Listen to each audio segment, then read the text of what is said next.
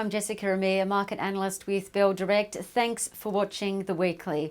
Well, the Aussie share market ended the quarter up 16.2%, its best in 11 years, on hopes of a quicker than expected economic recovery. The benchmark index rose 2.2% this week to Thursday, its best gain in 5 weeks. Now, the market is primarily being driven by one, behavioural shifts in online shopping and a rise in working from home technology demand stocks, and two, the hunt for growth and momentum stocks. The tech sector is up 7% this week and hit a new 20-year high. It's no surprise that these trends have taken the share market by the horns, riding the tech sector like a mechanical bull, up 18% this year to date, while two typical recessionary cycle outperforming sectors followed. Healthcare up 5% and consumer staples rising 4% this year. As for the standout stocks, one, Afterpay APT shares flashed 20% higher this week to a record 68.16, with Citi noting APTs continuing to benefit from increased online and in-store use, especially in the US and Canada. Now, this should continue for the next few months, while Shopify's entry into the US is a risk to watch.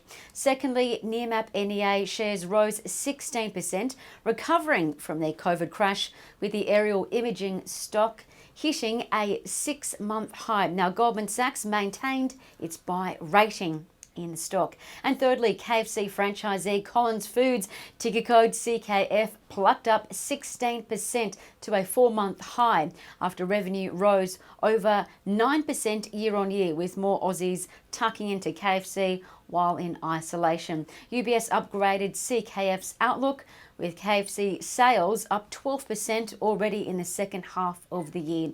Now, CKF was given a $10.65 price target. Now, moving to strategy and ideas. I encourage you to think about, firstly, the shift to online education, with COVID-19 forcing the global education system to head back to school. Now, Bell Potter expects the global education market to grow at 5% per year to $10 trillion by 2023 on population growth, the thirst for knowledge in a very competitive job market, and the digitisation of the industry. Currently, about 3% of the education market is digital, so expect online education to surge. The biggest segments to watch: kindergarten to year 12, making up 50% or $2 trillion of education spending. Also watch China's online education market, with usage doubling year on year to 423 million people in March. Secondly, consider making lemonade from the market. Now, the ASX 200 is down about 10% this year, but long-term investors and fund managers look at downturns as huge opportunities to buy cheaper priced stocks. Now, this chart shows you 3- and 5-year returns after market declines are significantly positive. The exception, the dot-com crash. Another example of how to make lemonade from markets is to look at the best and worst performers this year. Now, Southern Cross Media, SXL, and Afterpay, APT, both fell 78% in the COVID-19 crash. Now, after that, Southern Cross rose 44%, while Afterpay soared 660%. Now, astute investors were averaging into the market during that time, capturing those gains. Thirdly and lastly, consider that shipments of Australia's biggest export, iron ore, are leaving the Aussie dock at their quickest pace in over 5 years, despite COVID-19. Now, this chart from UBS shows that shipments from the big 4 iron ore players, BHP, Fortescue, Rio Tinto and Roy Hill, are up 10% year on year in June.